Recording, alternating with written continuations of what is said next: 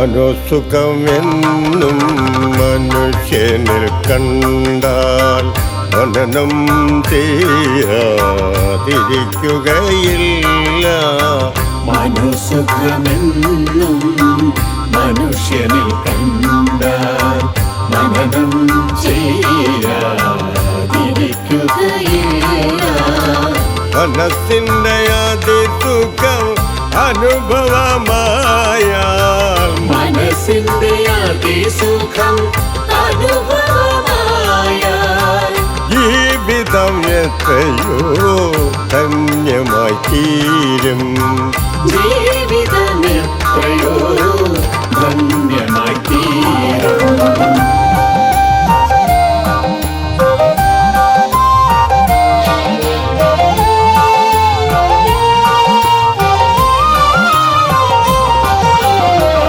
അളവും അതിർത്തിയുമില്ലാത്ത സുഖത്തെ അനുഭവമാക്കിയ പരമാത്മാവേ, അളവും അതിർത്തിയുമില്ലാത്ത സുഖത്തെ അനുഭവമാക്കിയ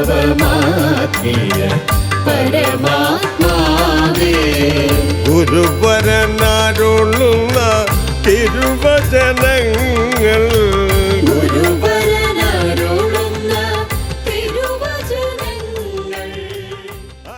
അന്നദാന പ്രഭുവായ സർവലോകനാഥൻ വന്നു. അന്നദാന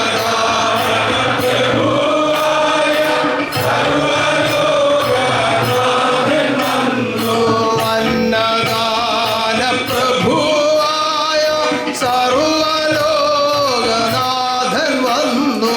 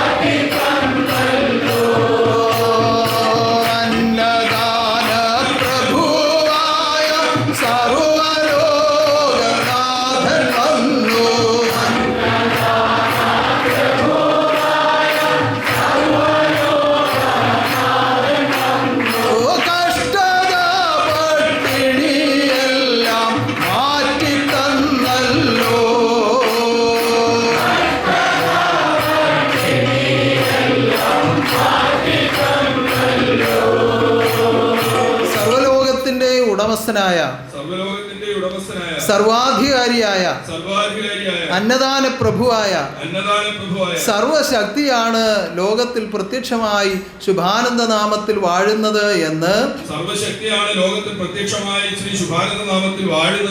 പരിപൂർണമായി വിശ്വസിക്കുന്നവരെന്ന് കൈ ഉയർത്തിക്കണ്ട. കൈ അടിച്ചു കേട്ടോ. നിങ്ങൾ ഓരോരുത്തരും ഓരോ അനുഭവത്തിൽ നിന്നുകൊണ്ടായിരിക്കും ഇപ്പോൾ കൈകൾ ഉയർത്തിയത്. എന്നാൽ ഈ തിരുവോണത്തിന് പട്ടിണി കിടന്ന ആരെങ്കിലും ഈ കൂട്ടത്തിലുണ്ടോ? ആരും തന്നെ ഇല്ല. എന്തുകൊണ്ട്? സർവശക്തിയുടെ മഹാകാരുണ്യത്താൽ എല്ലാം ഒരുക്കി നിറച്ച് നമുക്ക് ദാനം ചെയ്തു. അന്ന് പറഞ്ഞു, അന്നദാന പ്രഭുവായ സർവശക്തി വാഴും കാലം.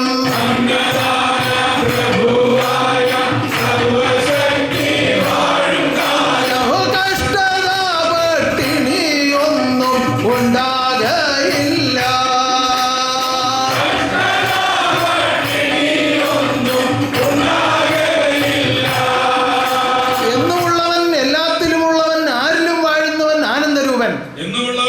ആത്തിലുള്ളവൻ ആരിലും വാഴുന്നവൻ ആനന്ദരൂപൻ. അങ്ങനെ കൽപ്പിച്ചത് എന്തുകൊണ്ടാണ്? അങ്ങനെ കൽപ്പിച്ചത് എന്തുകൊണ്ടാണ്? അങ്ങനെ കൽപ്പിക്കുന്ന സമയത്ത് പട്ടിണി നിറഞ്ഞ സമയമായിരുന്നു. അങ്ങനെ കൽപ്പിക്കുന്ന സമയത്ത് പട്ടിണി നിറഞ്ഞ സമയമായി. എന്നാൽ പറഞ്ഞത് പട്ടിണി ഉണ്ടാവുകയില്ല എന്നാണ്. കൽപ്പിച്ചത് പട്ടിണി ഉണ്ടാവുകയില്ല. അപ്പോൾ അന്നദാന പ്രഭുവായ സർവശക്തി അന്ന് ലോകത്തിൽ ഇല്ലായിരുന്നു എന്നാണോ അതിന്റെ അർത്ഥം? അന്നദാന പ്രഭുവായ സർവശക്തി അന്ന് ലോകത്തിൽ ഇല്ലായിരുന്നു എന്നാണോ അതിന്റെ അർത്ഥം? അല്ല, താനില്ലാതൊരു ലോകമില്ല, തന്നിൽ നിന്ന് അല്ലാതൊരു ലോകമില്ല, തന്നിൽ അടങ്ങാത്ത ഒരു ലോകവുമില്ല. എന്നാൽ സർവശക്തി ഉദയമായി ലോകത്തിൽ വാഴുന്നു എന്ന് അറിവിൽ കൂടി ആശ്രയിച്ച് ആത്മലോകം സ്വീകരിക്കാൻ തുടങ്ങിയപ്പോഴാണ് കഷ്ടത പട്ടിണികളൊക്കെ ഒഴിഞ്ഞു തുടങ്ങിയത്. അവിടെ ദൈവം തന്നെ നിയോഗിച്ച ഉന്നതമായ നിയമങ്ങളാണ് ദൈവത്തെ സ്വീകരിക്കാനുള്ള ഉപകരണമായി തീർന്നത്. അന്ന് പട്ടിണി കിടക്കുന്ന സന്താനങ്ങളോട്, അറിവില്ലാത്ത സന്താനങ്ങളോട് ഈ നിയമങ്ങളെ കുറിച്ചോ, ഈ ബ്രഹ്മജ്ഞാനങ്ങളെ കുറിച്ചോ, ബ്രഹ്മത്വത്തെ കുറിച്ചോ പറഞ്ഞാൽ വിലപ്പോവുകയില്ല. കാരണം അവർക്കൊരു നേരത്തെ ആഹാരമാണ് മുഖ്യം. അവരുടെ വിശപ്പ് പരിഹരിക്കാൻ എന്താണ് ഉപായം? അത് മാത്രമാണ് അവരുടെ ലക്ഷ്യം. അവരുടെ മുന്നിൽ ഒരു ആത്മീയവും വിലപ്പോവുകയില്ലായിരുന്നു. എന്നാൽ അങ്ങനെയുള്ള തന്റെ സന്താനങ്ങളുടെ നടുവിൽ അവരിൽ ഒരുവനായി നിന്നുകൊണ്ട് നിയമങ്ങൾ പാസാക്കി കൃത്യബോധത്തോടുകൂടി നടപ്പാക്കി. അങ്ങനെ നടപ്പാക്കിയ ഒരു ഉന്നത നിയമമാണ് ഈ ഉത്രാട പൂജ. ആ ഉത്രാട പൂജ ആരംഭിച്ച സമയം മുതൽ, ഈ ലോകത്തിൽ ഈ കലിയുഗത്തിൽ ആരംഭിച്ച സമയം മുതൽ ആരെല്ലാം അത് അനുഷ്ഠിക്കുന്നുവോ അവരുടെ ഭവനങ്ങളിലേക്ക് ദൈവവും ദൂതന്മാരും എഴുന്നള്ളി വരികയാണ്. അങ്ങനെ കഷ്ടതകളും പട്ടിണികളും ഒഴിഞ്ഞൊഴിഞ്ഞൊഴിഞ്ഞു പോവുകയാണ്. ഓരോ വർഷം കഴിയുന്തോറും അവർ അഭിവൃദ്ധിയിലേക്ക് എത്തുകയായിരുന്നു. അങ്ങനെ പട്ടിണിയില്ലാത്ത ഒരു അവസ്ഥയിലേക്ക് ദൈവം തന്നെ എത്തിച്ച ഉന്നതമായ ഒരു നിയമമാണ് ഉത്രാട പൂജ. അവിടെ ഉത്രാട പൂജ ഒരുക്കി ഏത് ഭവനത്തിൽ തന്നെ സ്വീകരിക്കുന്നുവോ, കാത്തിരിക്കുന്നുവോ അവിടേക്ക് ദൂതപരിവാര സമേതം എഴുന്നള്ളുകയാണ്. എഴുന്നള്ളുന്നത് മഹാചൈതന്യവാനായ ഗുരുവാണ്. അപ്പോൾ അന്ധകാരം ഒഴിയുകയാണ്, ദാരിദ്ര്യ ദുഃഖം ഒഴിയുകയാണ്, സന്താന ദുഃഖം ഒഴിയുകയാണ്, സന്താന നാശം ഒഴിയുകയാണ്, രോഗപീഠകൾ ഒഴിയുകയാണ്, പാപബന്ധങ്ങൾ ഒഴിയുകയാണ്. അങ്ങനെ ഉന്നതനാകുന്ന ഉടമസ്ഥന്റെ തിരുവെഴുന്നള്ളത്ത് ആത്മലോകത്തിൽ അനുഭവമാക്കിയ മഹാകാരുണ്യമാണ് നിങ്ങൾ അനുഭവിച്ച ഈ തിരുവോണവും.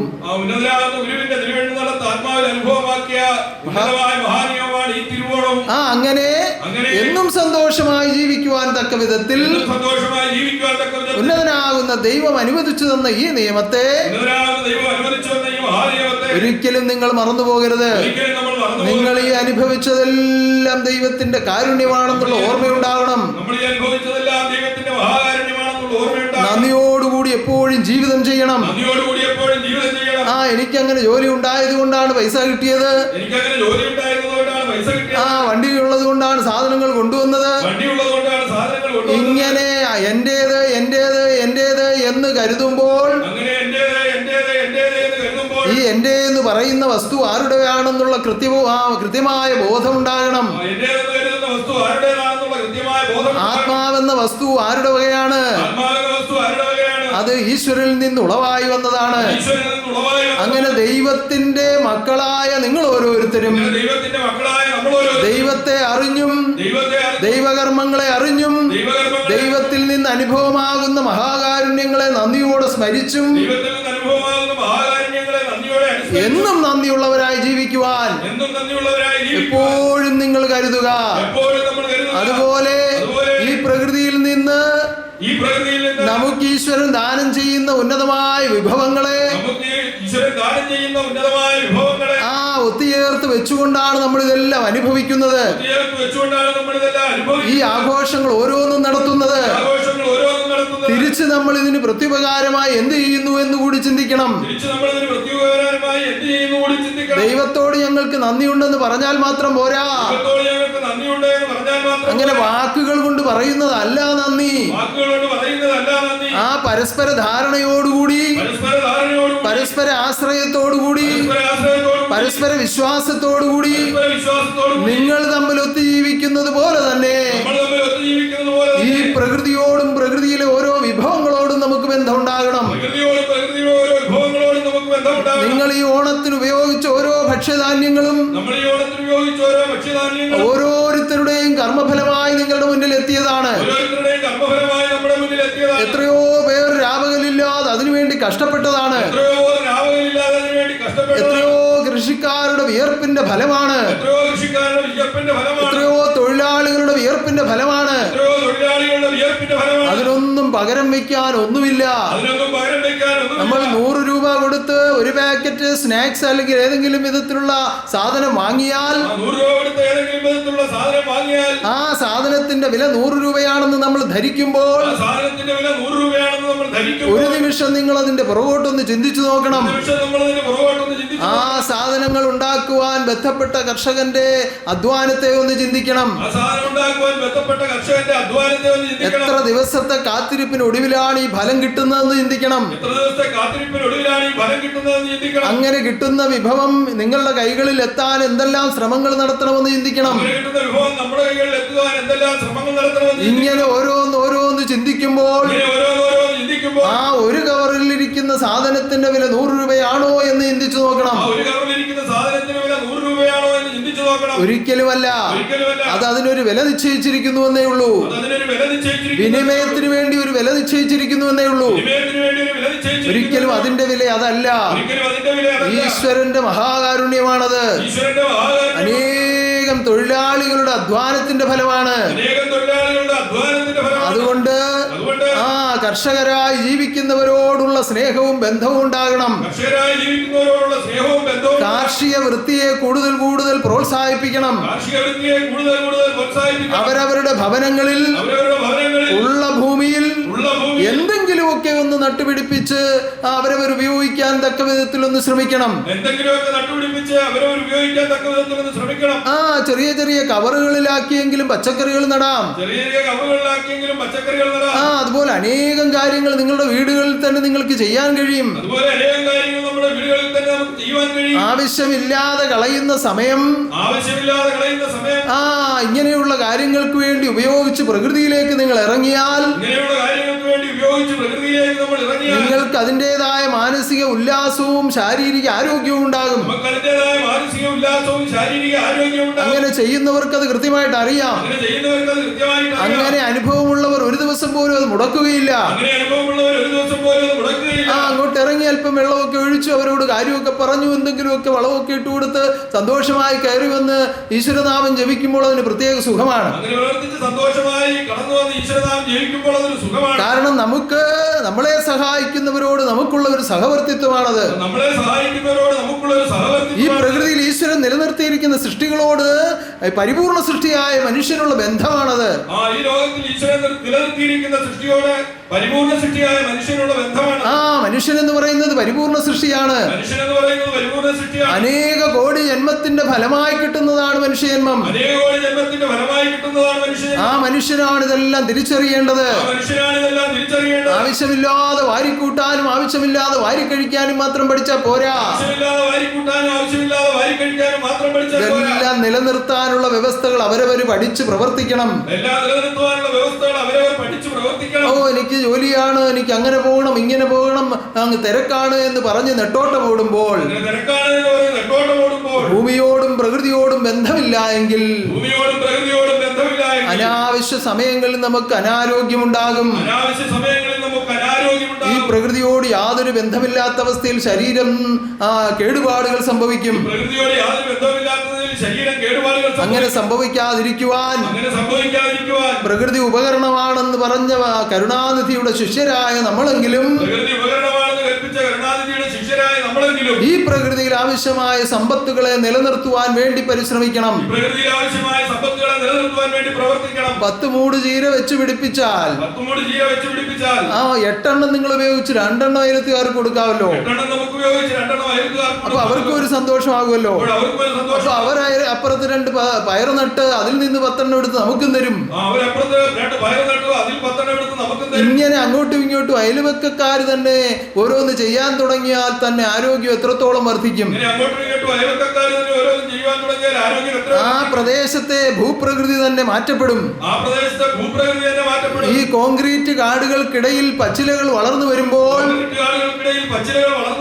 ഓക്സിജന്റെ വർധനവുണ്ടാവുകയും അതുമൂലം നിങ്ങളുടെ ആരോഗ്യം വർദ്ധിക്കുകയും ചെയ്യും. ഇങ്ങനെ ഈ വിധത്തിൽ ഓരോന്ന് ചിന്തിച്ച് സ്ഥലമില്ല സൗകര്യമില്ല എന്ന് ഉപേക്ഷ വിചാരിക്കാതെ എന്തെങ്കിലുമൊക്കെ കൃഷികൾ ഓരോരുത്തരും ചെയ്യുവാൻ വേണ്ടി പരിശീലിക്കുക. ഇത്ര വിഭവസമൃദ്ധമായി ഒരുക്കി സന്തോഷമായി അനുഭവിച്ച ഈ ഓണക്കാലത്ത് ഞാൻ പ്രത്യേകമായി നിങ്ങളെ അറിയിക്കുകയാണ്, എല്ലാവരും ഈ പ്രകൃതിയിൽ വിഭവസമൃദ്ധമായ അവസ്ഥ നിലനിർത്തുവാൻ വേണ്ടി പരിശ്രമിക്കുക. ഇപ്പോൾ തന്നെ പണ്ടുണ്ടായിരുന്ന പലതും ഇന്ന് ലോകത്തിലില്ല. പല സസ്യാദികളുമില്ല, ധാന്യാദികളില്ല, പല വിധത്തിലുള്ള ഔഷധങ്ങളില്ല. എല്ലാം അതിനെ നിലനിർത്താത്തത് കൊണ്ട് നഷ്ടപ്പെട്ടു പോയതാണ്. എന്തുകൊണ്ട്? ഉപയോഗിക്കുന്നു, തിരിച്ചതിനെ നിലനിർത്തുന്നില്ല. അതിന്റെ വിത്തിനെ സംരക്ഷിക്കുകയും അത് ഭൂമിയിൽ തന്നെ നിലനിർത്തുകയും ചെയ്യേണ്ടത് ആവശ്യമാണ്. നിസ്സാരമായിട്ടൊന്നും ആരും കരുതരുത്. നിസ്സാരമായിട്ടൊന്നും ഭൂമിയിലില്ല. അതാണ് നിങ്ങൾ ആദ്യം പഠിക്കേണ്ടത്. ഞാൻ കുറെ നാൾ മുമ്പ് ഒരു കഥ പറഞ്ഞു. ഒരു ഗുരുവിന്റെ കീഴിൽ അനേകം ശിഷ്യന്മാർ പരിശീലനം ചെയ്യുകയാണ്. കുറെ വർഷങ്ങൾ പരിശീലനം കഴിഞ്ഞ് ആ ഗുരു ശിഷ്യന്മാരെല്ലാം അവരവരുടെ ഓരോ സ്ഥലങ്ങളിലേക്ക് പറഞ്ഞു വിടുകയാണ്.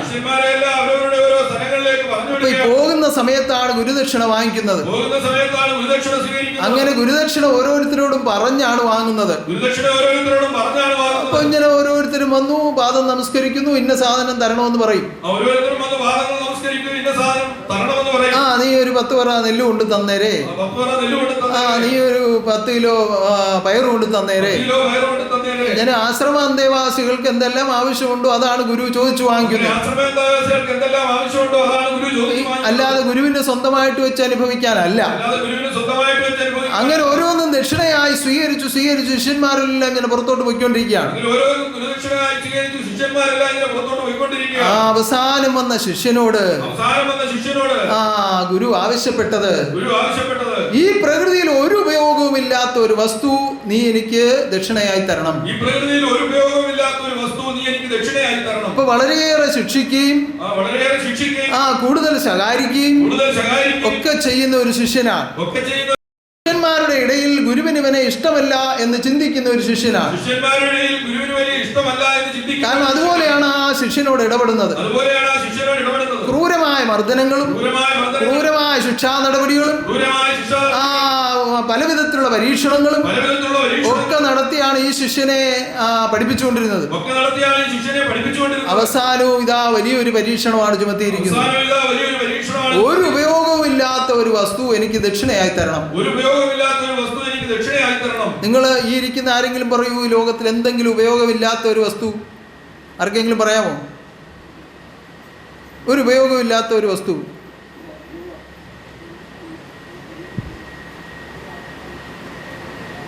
പുഴുവാണെന്നോ പാറ്റയാണെന്നോ ഉറുമ്പാണെന്നോ ഒക്കെ ഓരോരുത്തരും ചിന്തിക്കുന്നുണ്ട്. പറയാനുള്ള മടിയുണ്ടാ അല്ലേ? എന്നാൽ ഈ ശിഷ്യൻ പാദം നമസ്കരിച്ച് അവിടെ നിന്ന് ഇറങ്ങി പുറപ്പെട്ടു. ശിഷ്യൻ ഗുരുവിന്റെ പാദം നമസ്കരിച്ച് അവിടെ നിന്ന് ഇറങ്ങി പുറപ്പെട്ടു. അങ്ങനെ സഞ്ചരിക്കുകയാണ്. രാജ്യങ്ങൾ തോറും സഞ്ചരിക്കുക. അവന്റെ അന്വേഷണം എന്തിനു വേണ്ടിയാണ്? ഉപയോഗമില്ലാത്ത ഒരു വസ്തുവിന് വേണ്ടിയാണ്. ഒരു പിടി മണ്ണ് വാരി കൊടുത്താൽ പോരെ? എന്തോ ഉപയോഗം അതിന്?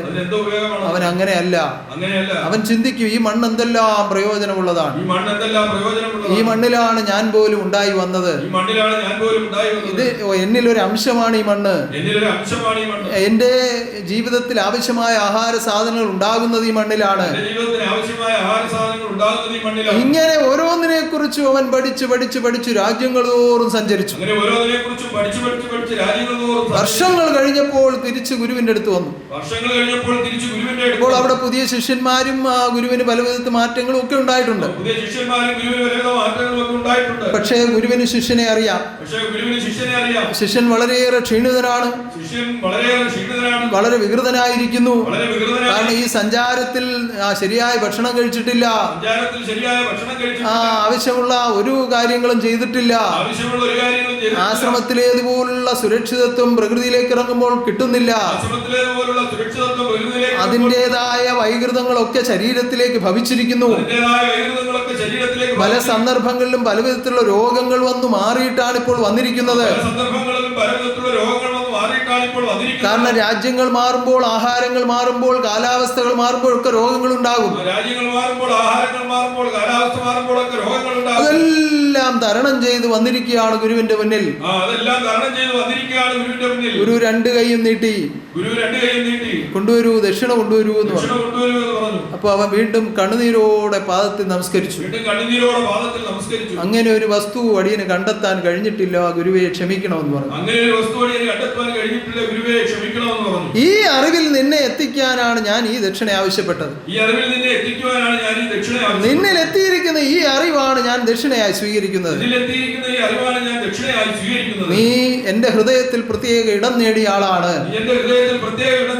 എന്നും നീ ലോകത്തിൽ അറിയപ്പെടുന്ന ശിഷ്യനായി വളരുമാറാകട്ടെ. എന്നും ആനന്ദത്തിൽ നീ നിലനിൽക്കുമാറാകട്ടെ എന്ന് ആ ഗുരു ആ ശിഷ്യനെ അനുഗ്രഹിച്ചു. ഇതിന്റെ അർത്ഥം എന്തു മനസ്സിലായി? ലോക സൃഷ്ടിയിൽ ഒന്നും വെറുതെ അല്ല. ഉപയോഗമില്ലാത്തതായി പ്രപഞ്ചത്തിൽ ഒന്നുമില്ല. ഇതിൽ നിന്ന് നിങ്ങൾക്ക് കൃത്യമായ ഇതിന്റെ ഗുണപാഠം മനസ്സിലായോ? ഒരുവിധമെങ്കിലും മനസ്സിലായവരൊന്ന് കൈവക്കി കാണിക്കാം. അതുകൊണ്ട് ഈ പ്രകൃതിയോട് ഇണങ്ങി ജീവിക്കുവാൻ എല്ലാവരും തീരുമാനിക്കണം. എല്ലാത്തിനെയും കരുതി ജീവിക്കുവാൻ തീരുമാനിക്കണം. നഷ്ടമാക്കി കളയരുത് ഒന്നും. നമ്മൾ ആവശ്യമില്ലാതെ വെച്ചു കൂട്ടി നഷ്ടമാക്കി കളയുന്ന എന്തെല്ലാം ആഹാരങ്ങളുണ്ട്. ഇപ്പൊ തന്നെ മാധ്യമങ്ങളിൽ പല വിധത്തിൽ അങ്ങനെയുള്ള വാർത്തകൾ ഞാൻ കാണാറുണ്ട്. ഇന്നടത്തെ വിവാഹം നടത്തിയിട്ട് ആഹാര സാധനങ്ങൾ കൊണ്ടുവന്ന് ഇങ്ങനെ കൂട്ടിയിട്ടിരിക്കുന്നു. വിളമ്പിയതിനേക്കാൾ കൂടുതലാണ് നഷ്ടമാക്കിയിരിക്കുന്നത്.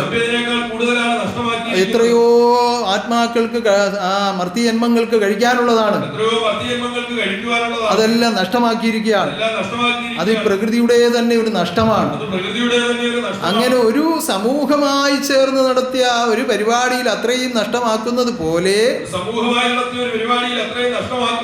നിങ്ങളുടെ ഭവനത്തിൽ നിങ്ങൾ ആഹാരം പാചകം ചെയ്യുമ്പോൾ 5 പേരുള്ള ഒരു ഭവനത്തിൽ വെക്കുന്ന ആഹാരം അത് നഷ്ടമാക്കാതെ കുറച്ച് ഒന്ന് അളവ് കുറച്ച് വെച്ച് പരിശീലിച്ചാൽ കൃത്യമായി അത് നഷ്ടമാക്കാതെ കഴിക്കാൻ പറ്റും. ആഹാരത്തിനോടൊരു ആവശ്യബോധം ഉണ്ടാകും. കഴിക്കുമോനെ പഠിക്കേണ്ടതല്ലയോ എന്ന് പറഞ്ഞുകൊണ്ട് അമ്മ അങ്ങോട്ട് വിളമ്പി കൊടുക്കും.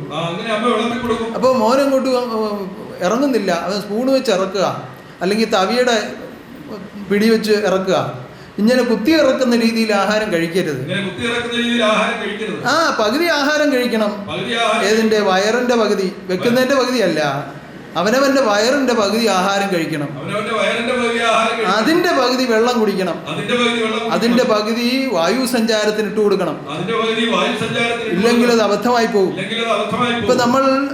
നിങ്ങളുടെ എല്ലാ വീടുകളിൽ ഗ്യാസ് സ്റ്റൗ ഉപയോഗിക്കുന്നുണ്ടല്ലോ. നമ്മുടെ എല്ലാ വീടുകളിലും ഗ്യാസ് സ്റ്റൗ ഉപയോഗിക്കുന്നു. ഈ ഗ്യാസിന്റെ ട്യൂബ് കണക്ട് ചെയ്തിരിക്കുന്നത് നിങ്ങൾ കണ്ടിട്ടുണ്ടോ? ഗ്യാസിന്റെ ട്യൂബ് കണക്ട് ചെയ്തിരിക്കുന്നത് ഒരിക്കലും അത് ബർണറിന്റെ അടുത്തല്ല കൊണ്ട് വെച്ചിരിക്കുന്നത്. ബർണറിന്റെ അടുത്തല്ല കൊണ്ട് വെച്ചിരിക്കുന്നത്. അതിന്റെ തൊട്ടിപ്പുറത്തിരിക്കുന്ന ഒരു പൈപ്പിലേക്കാണ് വെച്ചിരിക്കുന്നത്. അതിന്റെ തൊട്ടിപ്പുറത്തിരിക്കുന്ന ഒരു പൈപ്പിലേക്കാണ് ആ വെച്ചിരിക്കുന്നത്. ഏകദേശം ഒരു 5-6 ഇഞ്ച് വരെ അകലം അതിനുണ്ട്. ഏകദേശം ഒരു 5-6 ഇഞ്ച് വരെ അത്രയും ദൂരെ നിന്ന് ഗ്യാസ് ആ ബർണറിലേക്ക് എത്തിയിട്ടാണ് നമുക്ക് അഗ്നി തരുന്നത്. ദൂരെ നിന്ന് അഗ്നി ആ ബർണറിലേക്ക് എത്തിയിട്ടാണ് നമുക്ക് അഗ്നി തരുന്നത്. ഗ്യാസ് എത്തിയിട്ടാണ് അഗ്നി തരുന്നത്. ഗ്യാസ് എത്തിയിട്ടാണ് അഗ്നി തരുന്നത്. അത് എന്തിനു വേണ്ടിയാണ്?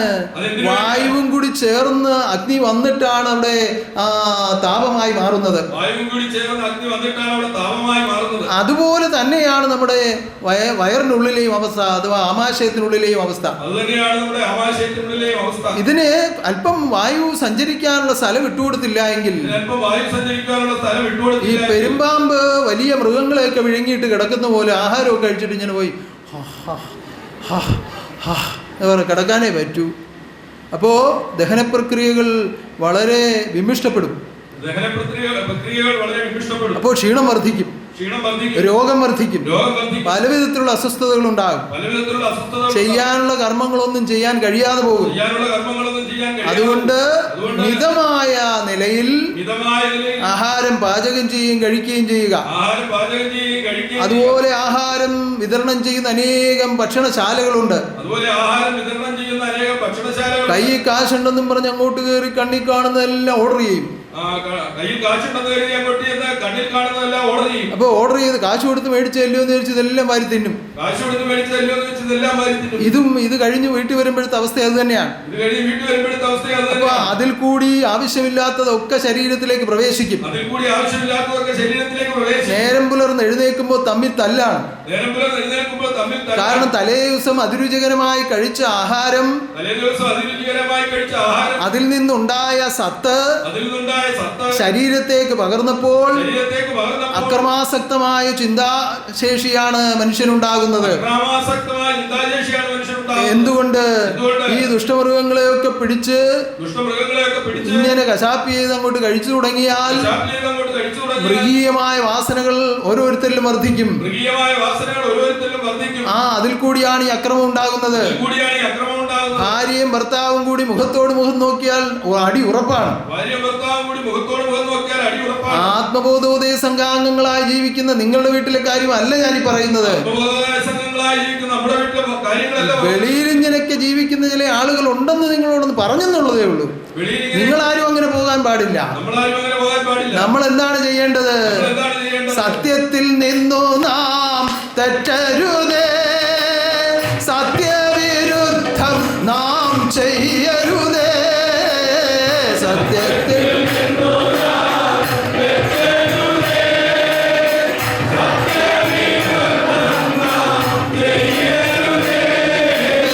സത്യം പാലിച്ചങ്ങു ജീവിക്കുന്ന ആത്മാവിൽ ഈശ്വരൻ വാസമുണ്ട്.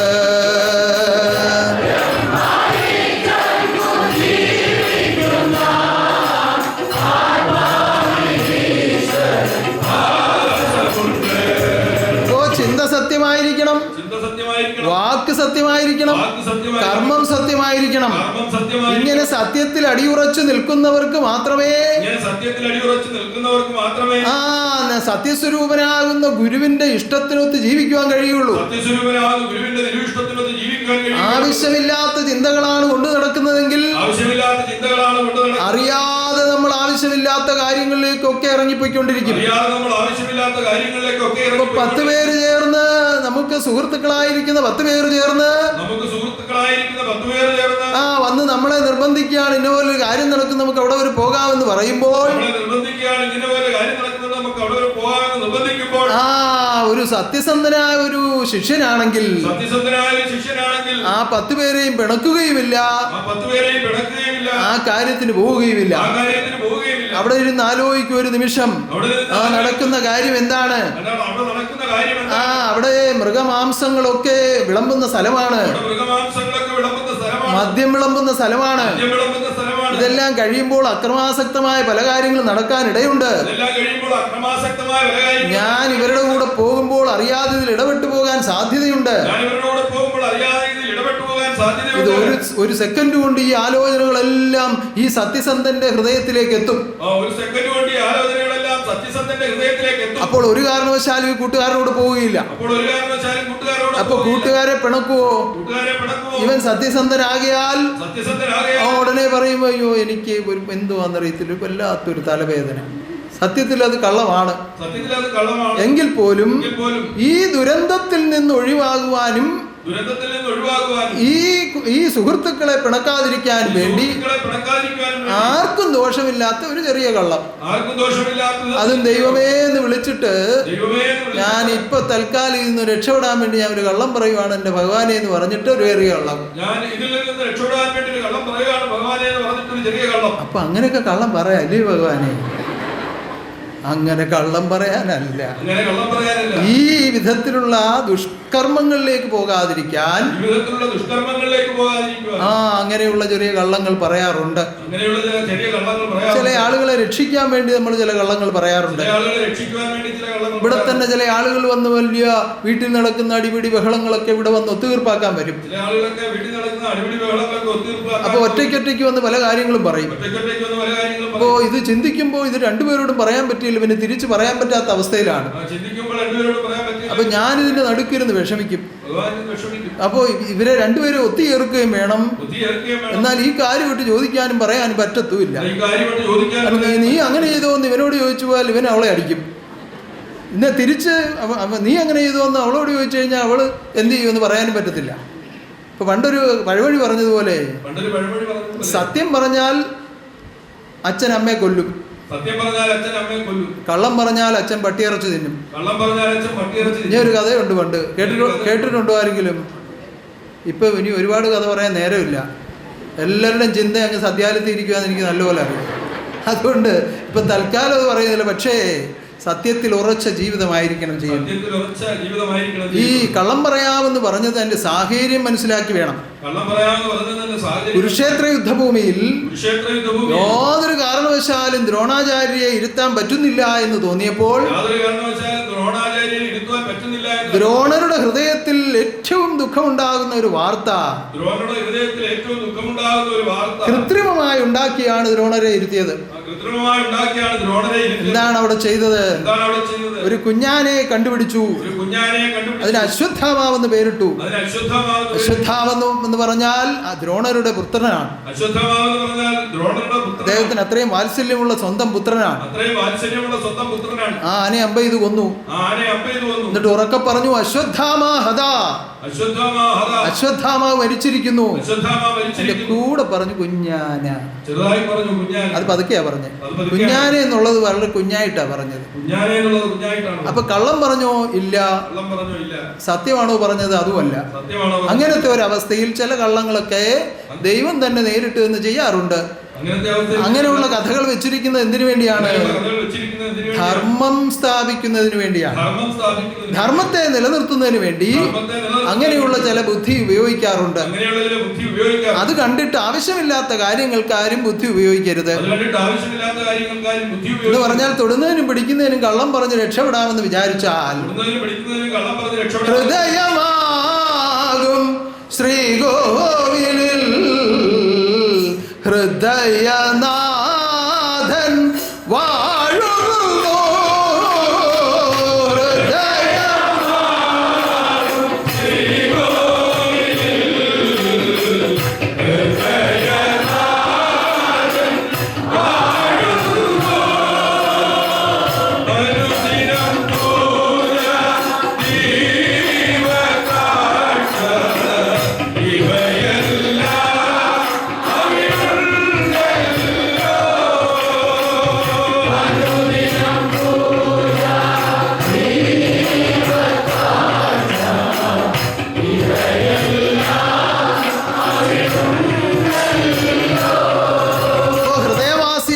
ഈശ്വരനെ മുൻനിർത്തിക്കൊണ്ട് വേണം നമ്മൾ ജീവിതം ചെയ്യുക. ഹൃദയവാസിയാകുന്ന ഈശ്വരനെ മുൻനിർത്തിക്കൊണ്ട് വേണം നമ്മൾ ജീവിതം ചെയ്യുക. അപ്പോൾ ചിന്തയും വാക്കും കർമ്മവും സത്യമായിരിക്കണം. ചിന്തയും വാക്കും കർമ്മവും സത്യമായിരിക്കണം. അങ്ങനെ സത്യമായി ജീവിച്ച് ആപത്തനർത്ഥങ്ങൾ ഒഴിച്ച് പാപകർമ്മങ്ങൾ ഒഴിച്ച് പരിശുദ്ധരായി എന്നും ജീവിക്കുവാൻ മഹാശക്തി നിങ്ങളെല്ലാം കരുതുമാറാകട്ടെ.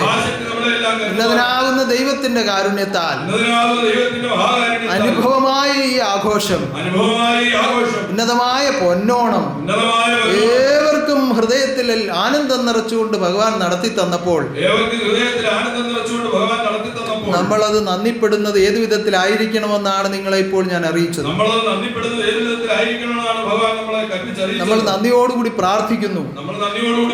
അതുകൊണ്ട് ആ നന്ദി പൂർണ്ണമാകുന്നില്ല.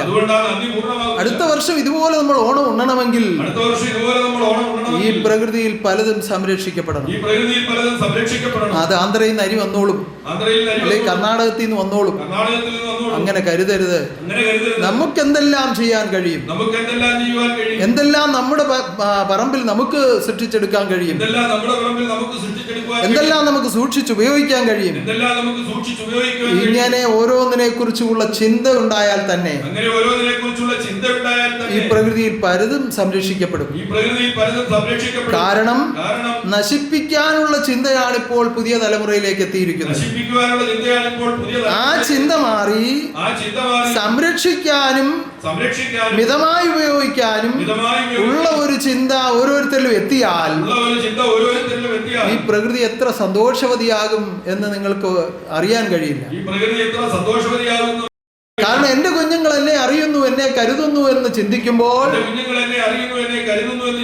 ഈ പ്രകൃതി മാതാവിന്റെ ഹൃദയം വളരെയേറെ സന്തോഷിക്കും. ഇപ്പോൾ അവിടെവിടങ്ങളിലായി ഭൂകമ്പങ്ങളും ആ ഉരുൾപൊട്ടലുകളും ആ സുനാമിയും ഇങ്ങനെയൊക്കെ പ്രകൃതി നമ്മളോട് വിരോധം കാണിക്കുന്നത്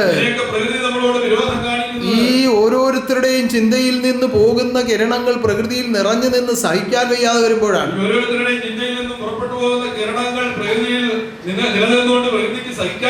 ആ താങ്ങാനാകാതെ വരുമ്പോൾ പ്രതികരിച്ചു പോകുന്നതാണ്.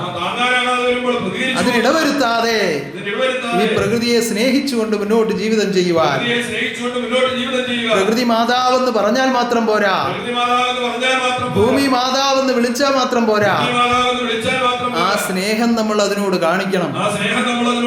അപ്പോഴാണ് അതിൽ നിന്ന് പലതും നമുക്ക് ലഭിക്കുന്നത്. അനുസരണയുള്ള കുഞ്ഞുങ്ങളെ മാതാവ് എപ്രകാരം ലാളിക്കുന്നുവോ അപ്രകാരം ഈ പ്രകൃതി നിങ്ങളെ ഓരോരുത്തരെയും ലാളിക്കും. ഓരോരുത്തർക്കും ആവശ്യമുള്ളത് പ്രകൃതിയിൽ നിന്ന് ദാനം ചെയ്യും. അങ്ങനെ അടുത്ത വർഷം ഇതിലുപരിയായി ഓണം ആഘോഷിക്കുവാൻ ഈ പ്രകൃതിയിൽ വേണ്ടതെല്ലാം ഈശ്വരൻ നിലനിർത്തുമാറാകട്ടെ. അതിൽ ഭാഗമായി ഇന്ന് പ്രവർത്തിക്കുവാൻ നിങ്ങളിലും ഊർജ്ജസ്വലരായി നിങ്ങൾ ഓരോരുത്തരും പ്രവർത്തിക്കുക. അതിനുവേണ്ടി നിങ്ങൾ തീരുമാനം ചെയ്യുക. നിങ്ങളുടെ ഓരോരുത്തരുടെയും ഭവനങ്ങളിൽ ആ വിധത്തിലുള്ള കാര്യങ്ങൾ ചെയ്യാൻ കഴിയും. ആ വിധത്തിൽ പ്രചോദനമാകുന്ന പലവിധ കാര്യങ്ങൾ ലോകത്തിൽ പ്രചരിപ്പിക്കുന്നുണ്ട്. ആ വലിയ പ്രമുഖ വ്യക്തികളൊക്കെ പച്ചക്കറിത്തോട്ടങ്ങളും അതും ഇതുമൊക്കെ നട്ട് മാലോകർക്ക് മാതൃകയാവുന്നുണ്ട്. പക്ഷെ അതൊന്നും കാണാൻ ആരുമില്ല. ആ ഇപ്പൊ ഒരു സിനിമാ നടനാണ് അത് കാണിക്കുന്നതെങ്കിൽ ആ ഇന്നാരും ഇന്ന പോലെ ചെയ്തു എന്ന് പറയും. പക്ഷെ അനുകരിക്കാൻ തയ്യാറാവുകയില്ല. അയാളൊരു സിനിമയിൽ അഭിനയിച്ചു, ഒരു ATM കാർഡ് കൃത്രിമമായി കൊണ്ടുപോയി മോഷണം നടത്തി, അത് കണ്ടാൽ പിറ്റേന്ന് അത് കൊണ്ടുപോയി നോക്കും പറ്റുമെന്നും. അതാ ഇപ്പോഴത്തെ അവസ്ഥ. അപ്പൊ ഈ ആവശ്യമില്ലാത്തത് പകർത്തിയെടുക്കാനാണ് ശ്രമിക്കുന്നത്. അങ്ങനെയല്ല വേണ്ടത്. ആവശ്യമില്ലാത്തതിനെ തള്ളിക്കളഞ്ഞിട്ട് നന്മ തിന്മ തിരിച്ചറിയുക. ആത്മാവെ നിന്റെ തിന്മ പാടെ ഉപേക്ഷിക്കുക. അങ്ങനെ തിന്മയെ ഉപേക്ഷിച്ച് നന്മയെ സ്വീകരിച്ച് എന്നും നന്ദിയുള്ളവരായി ജീവിക്കുവാൻ ഓരോരുത്തരും പരിശ്രമിക്കുക. ഇത് എപ്പോഴും നിങ്ങളുടെ ഓർമ്മയിൽ ഉണ്ടാവണം. ഈ പ്രകൃതിയിൽ നമ്മൾ കരുതുന്നത് മാത്രമേ നമുക്ക് ലഭിക്കൂ എന്നുള്ള ഓർമ്മയുണ്ടാവണം. ഓരോരുത്തരും ഈ ലോകത്തിലേക്ക് ജന്മമെടുക്കുമ്പോൾ ഉപയോഗിക്കുമ്പോൾ എത്ര കിലോ അരി ഉപയോഗിക്കണമെന്നും എത്ര കിലോ അരി ഉപയോഗിക്കണം, എത്ര കിലോ ഗോതമ്പ് ഉപയോഗിക്കണമെന്നും എത്ര കിലോ ഗോതമ്പ് ഉപയോഗിക്കണം, എത്ര കിലോ മരച്ചീനി ഉപയോഗിക്കണമെന്നും എത്ര കിലോ മരച്ചീനി ഉപയോഗിക്കണം, എത്ര കിലോ മത്സ്യം ഉപയോഗിക്കണമെന്നും എത്ര കിലോ മത്സ്യം ഉപയോഗിക്കണം, ഇങ്ങനെ ഓരോന്നിനും കൃത്യമായ കണക്കുണ്ട്. ഇങ്ങനെ ഓരോന്നിനും കൃത്യമായ കണക്ക്. അതിനപ്പുറമായി ആർക്കും ഒന്നും കഴിയുകയില്ല. അതിനപ്പുറമായി ആർക്കും അങ്ങനെ ശ്രമിക്കുമ്പോഴാണ് ഈ ദുഃഖത്തിന് കാരണം ഉണ്ടാകുന്നത്. അങ്ങനെ ശ്രമിക്കുമ്പോഴാണ് ദുഃഖത്തിന് കാരണം. അതാണ് പലപ്പോഴും പ്രായമായി കിടക്കുന്ന ചില ആളുകൾ ഭക്ഷണം കഴിക്കാതെ കിടക്കുന്നത് നിങ്ങൾ കണ്ടിട്ടുണ്ടോ? പ്രായമായി കിടക്കുന്നതിലെ ആളുകൾ ഭക്ഷണം കഴിക്കാതെ കിടക്കുന്ന നമ്മൾ കണ്ടിട്ടുണ്ടോ? റേഷൻ കാലാവധി കഴിഞ്ഞതാണ്. റേഷൻ കാലാവധി കഴിഞ്ഞതാണ്. അരിയും ഗോതമ്പും എല്ലാം തീർന്നു. അരിയും ഗോതമ്പും എല്ലാം തീർന്നു. പിന്നെ അല്പം വെള്ളം മാത്രമേ അനുവദിച്ചിട്ടുള്ളൂ. പിന്നെ അല്പം വെള്ളം മാത്രമേ അനുവദിച്ചിട്ടുള്ളൂ. അതാണ് അത് മാത്രം കഴിക്കാൻ പറ്റുന്നത്. അതുകൊണ്ടാണ് അത് മാത്രം കഴിക്കാൻ. അങ്ങനെയുള്ള ദുരവസ്ഥകളൊന്നും ഉണ്ടാകാതെ അങ്ങനെയുള്ള ദുരവസ്ഥകളൊന്നും ഉണ്ടാകാതെ മിതവ്യയം ചെയ്യുക, മിതവ്യയം ചെയ്യുക, ലളിതമായ ജീവിത ശൈലി കൊണ്ടുവരിക, ലളിതമായ ജീവിതശൈലി, ആഡംബരങ്ങളൊക്കെ ഒഴിവാക്കുക, ആഡംബരങ്ങളൊക്കെ ഒഴിവാക്കുക, ആശ്വാസരൂപൻ നിങ്ങളിൽ ആനന്ദിക്കുവാൻ ഇടയാകട്ടെ. ആശ്വാസരൂപൻ നമ്മളിൽ ആനന്ദിക്കുക. അപ്പോൾ ഇപ്രകാരം ഒരുക്കി തന്ന ഈ പൊന്നോണത്തിൽ ആ നിയമപ്രകാരം ഒരുക്കി തന്ന ഈ പൊന്നോണത്തിൽ ഉന്നതനാകുന്ന ദൈവത്തിന്റെ എഴുന്നള്ളത്ത് ഓരോ ഭവനങ്ങളിലും അനുഭവമാക്കി ഉന്നതനായ ദൈവത്തിന്റെ തിരുവെഴുന്നള്ളത്ത് ഓരോ ഭവനങ്ങളിലും അനുഭവമാക്കി ഇപ്രകാരം ഐശ്വര്യവും അഭിവൃദ്ധിയും നമുക്ക് വർദ്ധിപ്പിച്ചു തരുമ്പോൾ പ്രകാരം ഐശ്വര്യവും അഭിവൃദ്ധിയും നമുക്ക് വർദ്ധിപ്പിച്ചു തരുമ്പോൾ നമ്മൾ കരുതേണ്ടത് എന്താണ്? നമ്മൾ കരുതേണ്ടത് എന്താണ്? വീണ്ടും നമുക്ക് ഉപയോഗിക്കുവാൻ വേണ്ടിയുള്ളതൊക്കെയാണ് കരുതേണ്ടത്. വീണ്ടും നമുക്ക് ഉപയോഗിക്കുവാനുള്ളതൊക്കെയാണ് കരുതേണ്ടത്. ഒരിക്കൽ ഒരിക്കൽ ഒരു ഭവനത്തിന്റെ പുറകുവശത്തൂടെ ഭഗവാൻ ഇങ്ങനെ നടന്നു ചെല്ലുകയാണ്. ഒരു ഭവനത്തിന്റെ പ്രവേശത്തൂടെ ഭഗവാൻ ഇങ്ങനെ സഞ്ചരിച്ച് അപ്പോ തെങ്ങിന്റെ ചുവട്ടിൽ മരച്ചീനി പൊളിച്ച അതിന്റെ തൊലി കിടക്കുന്നു. അപ്പോൾ തെങ്ങിന്റെ ചുവട്ടിൽ മരച്ചീനി പൊളിച്ചതിന്റെ തൊലി കിടക്കുന്നു. അപ്പൊ അത് കണ്ടിട്ട് വീട്ടിനുള്ളിൽ ചെന്നു. അത് കണ്ടിട്ട് വീട്ടിനുള്ളിൽ ചെന്നു. അന്ന് നല്ല വഴിയിൽ കൂടി കയറി ചെല്ലാൻ കഴിയില്ല പല വീടുകളിലും. അന്ന് പല വീടുകളിലും നല്ല വഴിയിൽ കൂടി കയറി ചെല്ലാൻ കാരണം ആരെങ്കിലും കണ്ടാൽ ഉപദ്രവിച്ചു കളയും. ആരെങ്കിലും കണ്ടാൽ ഉപദ്രവിച്ചു. അപ്പൊ അങ്ങനെ ഒളിച്ചും പാത്തും ഒക്കെ നടക്കുന്ന ആദ്യ കാലത്ത് ഒളിച്ചും പാത്തും ഒക്കെ നടക്കുന്ന അപ്പൊ കയറി ചെല്ലുമ്പോൾ ഇത് കണ്ടു. കയറി ചെല്ലുമ്പോൾ ഇത് കണ്ടു. അപ്പൊ അവിടെ ചെന്നിട്ട് അവരോട് പറഞ്ഞു, അവിടെ ചെന്നിട്ട് അവരോട് പറഞ്ഞു, എനിക്ക് ഈ മരച്ചീനി തൊലി കൊണ്ടുള്ള തോരൻ വലിയ ഇഷ്ടമാണെന്ന്. ഈ മരച്ചീനി തൊലി കൊണ്ടുള്ള തോരൻ വളരെ ഇഷ്ടമാണ്. എന്തിനാണെന്നറിയോ? എന്തിനാണെന്നറിയോ? അത് അവിടെ കിടക്കുന്നത് കണ്ടപ്പോൾ ഉണ്ടായ വിഷമമാണ്. അതവിടെ കിടക്കുന്നത് കണ്ടപ്പോൾ ഉണ്ടായ അപ്പൊ അവര് പെട്ടെന്ന് അത് എടുത്തോണ്ട് വന്ന് അതിന്റെ കരിന്തൊലി എല്ലാം കുറേശ്ശെ ഇളക്കി നല്ലതുപോലെ കഴുകി അതിനെ തോരൻ വെച്ചു. എന്നിട്ട് എല്ലാവരും കൂടി കഴിച്ചു. അപ്പൊ ഒരു ഭക്ഷണ സാധനം അത് ഉപയോഗിക്കാൻ പറ്റുന്നതിന്റെ പരമാവധി ഉപയോഗിക്കണമെന്നുള്ള ഒരു ഗുണപാഠമാണ് അതിൽ കൂടി ഈശ്വരൻ ഈ പ്രകൃതിയിലേക്ക് നൽകിയത്. ഇന്നിപ്പോ ചെയ്യുന്നത് എങ്ങനെയാണ്? എളുപ്പം ചിന്തിച്ച ഒരു ഉദാഹരണം ചിന്തിച്ചാൽ നമ്മളൊരു തക്കാളിക്ക എടുക്കുമ്പോ അത് അതിന്റെ ചെടിയിൽ നിന്ന് ഒരു ഭാഗം, ഒരു ഞെട്ടിരുന്ന ഒരു ഭാഗം ഒരു ഹോൾ പോലെ ഉണ്ടാകും. അപ്പൊ അത് കളയുന്നതിന് രണ്ടായിട്ട് കീറി ഇങ്ങനെ ത്രികോണം പോലെ എടുത്താൽ കൂടുതൽ പോകാതെ അത് എടുത്തു കളയാം. അങ്ങനെ കളയില്ല, നേരെ അങ്ങ് എത്തി അങ്ങ് കളയും. അപ്പൊ ഏതാണ്ട് അതിന്റെ കാൽഭാഗത്തോളം അങ്ങ് പോകും. നഷ്ടമെന്ന് വീണ്ടും ഇരിക്കുമല്ലേ തക്കാളിക്ക. ഇങ്ങനെയാ ചിന്ത. അങ്ങനെയല്ല, നമ്മൾ ഓരോന്നിനെയും സൂക്ഷിക്കുക എന്ന് പറയുന്നത് അതിൻ്റെതായ വലിയ ഒരു പഠനം ആവശ്യമാണ്. ഇപ്പൊ പലരും ആലോചിക്കും, ആത്മീയം പറയുന്ന സമയത്ത് ഇതൊക്കെയാണോ, പച്ചക്കറി അരിയുന്നതാണോ പഠിപ്പിക്കുന്നതെന്ന്. ഇത് ഏറ്റവും വലിയ ആത്മീയമാണ്. കാരണം ഇന്ന് ലോകം അമിത വ്യയങ്ങളിലേക്ക് പോയിക്കൊണ്ടിരിക്കുകയാണ്, ദുർവ്യയങ്ങളിലേക്ക് പോയിക്കൊണ്ടിരിക്കുകയാണ്. ഇതിനെ പിടിച്ചു നിർത്താൻ മാതൃകയാവേണ്ടത് ആത്മബോധോദയ സംഘക്കാരാണ്. നിങ്ങൾ മാതൃകയായി പ്രവർത്തിക്കണം, നിങ്ങൾ മാതൃകയായി ജീവിക്കണം. കഴിഞ്ഞ 12 വെള്ളിയാഴ്ച വ്രതത്തിന് നിങ്ങളോട് ഞാൻ അറിയിച്ചു,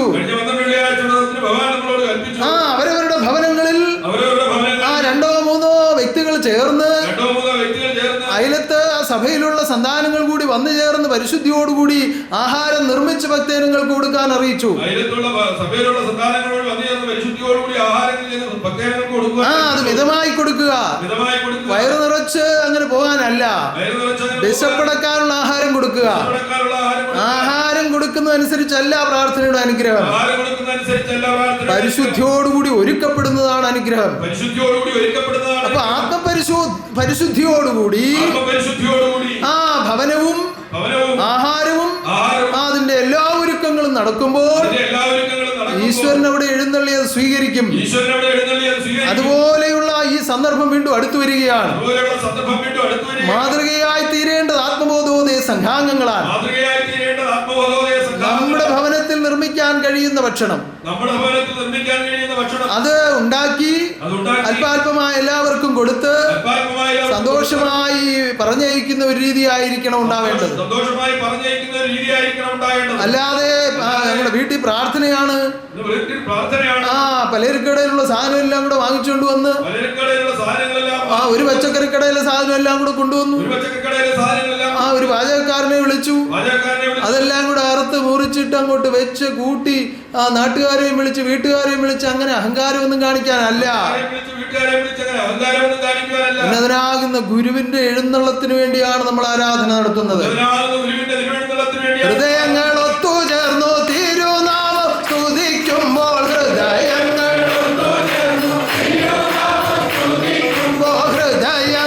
ഒത്തുചേർന്നു തിരുനാമം സ്തുതിക്കുമ്പോൾ, ഹൃദയേശൻ കാരുണ്യത്താൽ എഴുന്നള്ളിടും,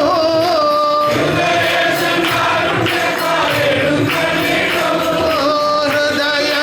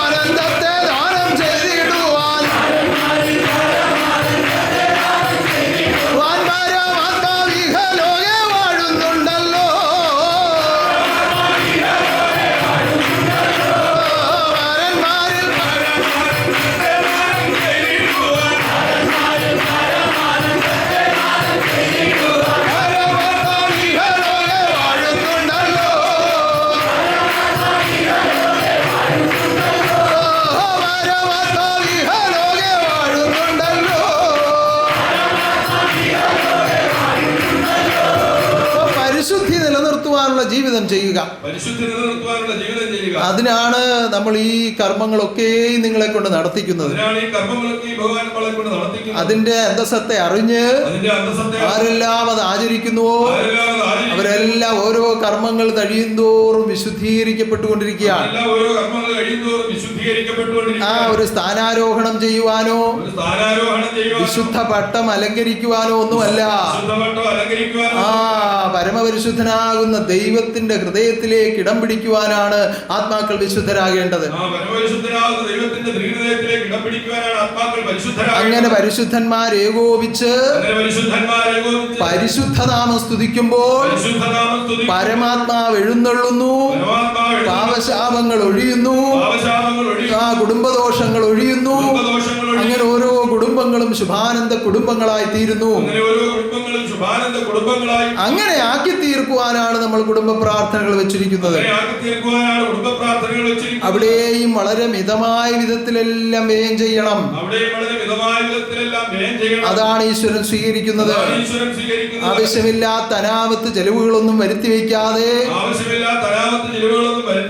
ആ മിതമായ നിലയിൽ അതെല്ലാം നിർവഹിക്കുവാനുള്ള ഉത്ബോധം, ആ നിർമ്മത്സര ബുദ്ധിയോടുകൂടി ഓരോന്നിനെയും നോക്കിക്കാണുവാനുള്ള വിവേകം എന്റെ സന്താനങ്ങളിൽ നിറഞ്ഞു കാണുവാൻ ആഗ്രഹിച്ചുകൊണ്ട് ഞാനിതാ പ്രാർത്ഥിക്കുകയാണ്. ഈ നിയമങ്ങൾ പാലിക്കുന്ന നിങ്ങളിൽ അതെല്ലാം നിറയുമാറാകട്ടെ. ഈശ്വരൻ നിങ്ങളുടെ കൂടെ എപ്പോഴും വാഴുമാറാകട്ടെ. അടുത്ത മാസം 4-ാം തീയതി ഏകദിന സങ്കല്പ പ്രാർത്ഥനയുടെ ദിനമാണ്. ഉന്നതമായ നമ്മുടെ മഹാതീർത്ഥാടനം അത്യുന്നതമായും ആനന്ദമായും അനുഗ്രഹമായും സർവാത്മാക്കൾക്കും സർവരാജ്യങ്ങൾക്കും ദൂതപരമ്പരകൾക്കും ദേവീദേവന്മാർക്കും അനുഭവമാകുവാൻ വേണ്ടി നടത്തുന്ന പ്രത്യേക സങ്കല്പ പ്രാർത്ഥനയാണ്. യാതൊരു തടസ്സങ്ങളും കൂടാതെ സർവസന്താനങ്ങളും ഈ സന്നിധാനത്തിൽ എത്തിച്ചേരുവാനും ഈ ആനന്ദ തീർത്ഥാടനത്തിൽ പങ്കെടുക്കുവാനും ശുഭാനന്ദ ഹൃദയങ്ങളായി ഭവിക്കുവാനും സങ്കല്പിച്ചുകൊണ്ട് ഈ ഏകദിന സങ്കല്പ പ്രാർത്ഥനകൾ നടത്തുക. അതിന്റെ നിയമപ്രകാരമായിരിക്കണം അതും നടത്തേണ്ടത്. അതിന്റെ അറിയിപ്പ് നോട്ടീസ് കഴിഞ്ഞ ആഴ്ച മുതൽ വിതരണം ചെയ്തു തുടങ്ങിയിട്ടുണ്ട്.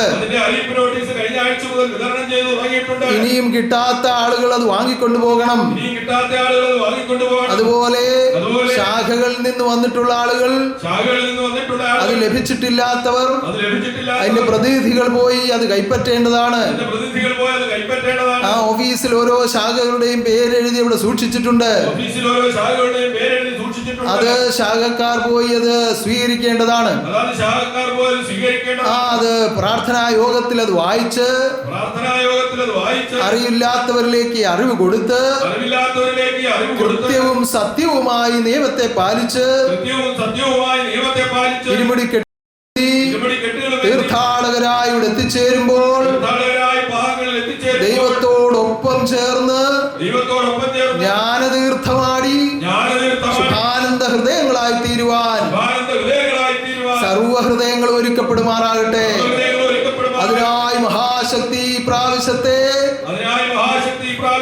സങ്കല്പ പ്രാർത്ഥനയും 12 വെള്ളിയാഴ്ച വ്രതവും ഉന്നതവും അനുഗ്രഹവും വളരെ ക്രമവുമായ നിലയിൽ നടത്തുവാൻ എല്ലാ ആത്മാക്കളും ഉത്ബോധം ദാനം ചെയ്യുമാറാകട്ടെ. ഉന്നതനാകുന്ന ദൈവത്തിന്റെ കാരുണ്യം എല്ലാ ഹൃദയങ്ങളിലും ഉണ്ടാകട്ടെ. മഹാതീർത്ഥാടന ലോകം അറിയപ്പെടുവാൻ തക്ക വിധത്തിൽ നടത്തപ്പെടട്ടെ. മഹാഗോപുരം ഏറ്റവും ശക്തിമത്തായ നിലയിൽ മനോഹരമായ നിലയിൽ പൂർത്തീകരിക്കപ്പെടുവാൻ മഹാശക്തി അനുഗ്രഹിക്കുമാറാകട്ടെ. അതിനുവേണ്ടി നിങ്ങൾ ഓരോരുത്തരും പ്രാർത്ഥിക്കുന്ന പ്രാർത്ഥനകൾ കരുണാനിധി സ്വീകരിച്ച് ഏറ്റവും വേഗത്തിൽ അത് പൂർത്തീകരിച്ച് നിങ്ങൾക്കായി ദാനം ചെയ്യട്ടെ. അതിലേക്കായി ധനം മുടക്കുന്നവരെയും സങ്കല്പ വ്രതങ്ങളോട് കഴിയുന്നവരെയും ഉന്നതമായ പ്രാർത്ഥനകൾ ചെയ്യുന്നവരെയും എല്ലാം ഈശ്വരൻ സ്വീകരിക്കട്ടെ, അനുഗ്രഹിക്കട്ടെ.